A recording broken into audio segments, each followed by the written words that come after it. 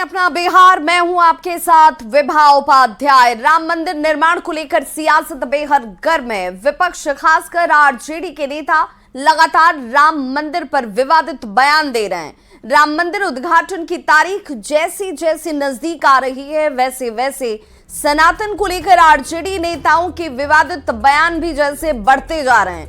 मंदिर और हिंदू धर्म पर आरजेडी की तरफ से विवादित बयानबाजी का सिलसिला लगातार जारी है। आरजेडी के विवादित बयानबाजों की लिस्ट में तेजस्वी यादव, विधायक फतेह बहादुर सिंह, शिक्षा मंत्री चंद्रशेखर और मंत्री अनीता देवी के साथ अजय यादव का नाम भी अब जुड़ चुका है। शिक्षा मंत्री चंद्रशेखर ने मंदिर को मानसिक गुलामी का रास्ता बताया तो मंत्री अनीता देवी ने अक्षत वितरण पर ही सवाल खड़े करते हुए कहा कि अक्षत वितरण के नाम पर गरीबों का शोषण किया जा रहा है। हद तो तब हो गई जब अतरी से आरजेडी के विधायक अजय यादव ने यह कह दिया कि अयोध्या में बीजेपी भीड़ जमा कराकर अपने लोगों से ही ब्लास्ट करवा देगी और कहेगी कि ये पाकिस्तान के आतंकियों ने किया है। तो क्या आरजेडी के नेता सोची समझी साजिश के तहत राम मंदिर पर इस तरह का बयान दे रहे हैं? बहादुर सिंह जी ने क्या पढ़ा? मंदिर का रास्ता मानसिक गुलामी का रास्ता होता है और फिर स्कूल का रास्ता प्रकाश का रास्ता दिखाता है। फतेह बहादुर सिंह जी ने अपनी बात नहीं बोली। हमारी माता सावित्रीबाई फूले जो इस देश की प्रथम महिला शिक्षिका है, उसने कहीं उनके बात को दोहराया। हर घर में अक्षत जा रहा है और अक्षत के नाम पर गरीब लोगों से दोहन हो रहा है, शोषण हो रहा है। उसके बदले में आप कुछ न कुछ दीजिए। एक तो भैया अपने गरीब, ऊपर से हम लोग इतना देंगे तो और क्या है? यदि देना ही है तो हम लोग के घर संविधान दीजिए ताकि हमारे बच्चे संविधान पढ़कर अपना अधिकार जाने। अयोध्या में जितना भीड़ जमा कर रहे हैं अपने ही लोग से कहीं ब्लास्ट करवा देंगे, बोलेंगे कि तो पाकिस्तान वाला आतंकवादी कर दिया। तो राम मंदिर पर आरजेडी के विवादित बयान के बाद बीजेपी जेडीयू के नेता भी अब आरजेडी को खरी खरी सुनाते हुए नजर आ रहे हैं। पार्टी में राजकुमार और राजा का कंसेप्ट हो, पहले वो मानसिक रूप से गुलाम है। एक ही पार्टी के पिछले 25-26 साल से एक ही व्यक्ति राष्ट्रीय अध्यक्ष होते हैं, तो वो गुलाम है। कौन क्या बयान दे रहे हैं ये उनके लिए महत्वपूर्ण है, उनके टीआरपी के लिए महत्वपूर्ण है, उनके जीवन के दोहरा चरित्र के लिए महत्वपूर्ण है। मैं चाहूंगा कि श्री चंद्रशेखर जी और इस सोच के लोग डॉक्टर लोहिया की किताब रामायण मेला राम कृष्ण और शिव पढ़ें। ये लोग क्या बोलेंगे? भगवान प्रभु श्री राम से पता नहीं इनको क्या बैर है, राम मंदिर से क्या बैर है, बार बार विरोध कर रहे हैं। और ये लोग आगे जो इनकी नियत दिख रही है, इनका जो नीति दिख रही है, आगे लोग तो बाबर और अफजल गुरु की तस्वीर टांग कर पूजा करेंगे। और हमारा कहना होगा कि जो बाबरी मस्जिद के बदले में 5 एकड़ जमीन जो दी गई है मस्जिद बनाने के लिए, मुस्लिम पक्ष को चाहिए कि उस ज़मीन को अयोध्या में आने वाले श्रद्धालुओं के लिए विश्राम गृह के लिए दे दिया जाए। तो राम मंदिर के खिलाफ इंडिया अलायंस के नेताओं का बयान जो है वो लगातार सामने आता दिखता है और पिछले कुछ दिनों में कई नेताओं ने विवादित बयान इसे लेकर दिया है जिस पर सियासत गर्म है। आप भी सुनिए राम मंदिर के खिलाफ इंडिया अलायंस के नेताओं के ये बयान। कट जाएगा तो मंदिर पंडित जी के दिखाई में जाएगा कि अस्पताल में डॉक्टर जी को दिखाओ। बताओ आपको क्या चाहिए भाई? भूख लगेगा तो मंदिर जाइएगा, वहां तो दाने देना पड़ता है कि नहीं? वो न्योता क्यों दे रहे हैं? किन्हीं के पिताजी का श्राद्ध है कि किन्हीं के औरत बेटा का ब्याह है? अब बताइए। वो जो न्योता दे रहा है वो बेवकूफ आदमी न्योता दे रहा है।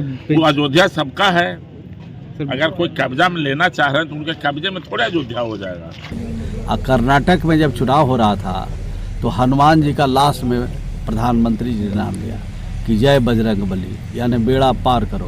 बजरंग बली भी समझ गए कि तो नकली भक्त है, इनका बेड़ा गड़क कर देना है, तो वहाँ से गड़क हुआ है।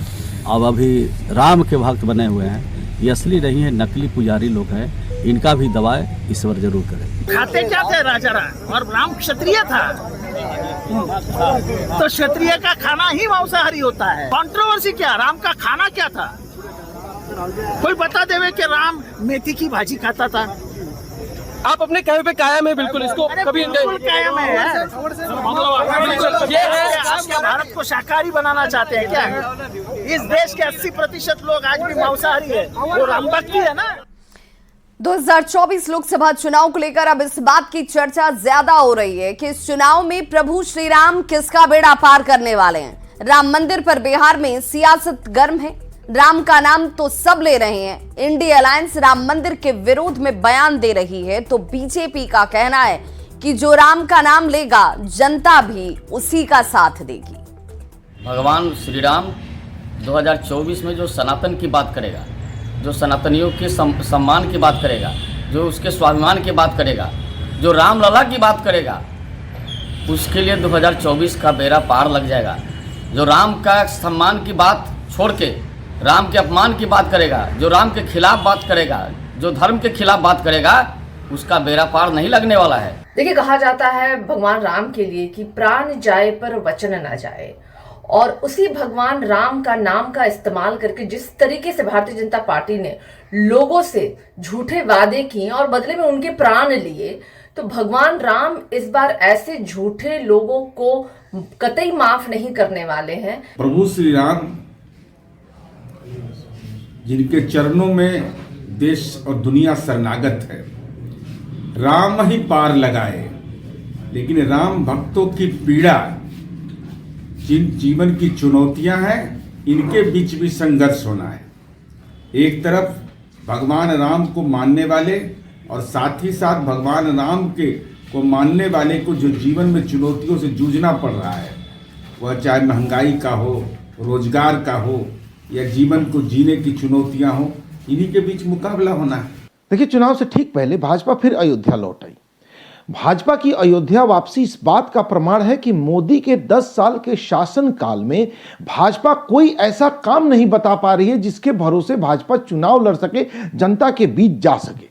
इसलिए वो राम आश्रय ही, राम भरोसे ही चुनाव लड़ेगी। तो 2024 में राम जी किसका बेड़ा पार लगाएंगे, ये सवाल सभी के जहन में है कि आखिर किसके लिए ये राम नाम काम आएगा। 2024 की लड़ाई अब कुछ वक्त ही बाकी है। 22 जनवरी को श्री राम मंदिर की प्राण प्रतिष्ठा होनी है। 22 जनवरी को अयोध्या में भव्य राम मंदिर की प्राण प्रतिष्ठा है। खुद प्रधानमंत्री नरेंद्र मोदी गर्भगृह में रामलला को स्थापित करते हुए नजर आएंगे।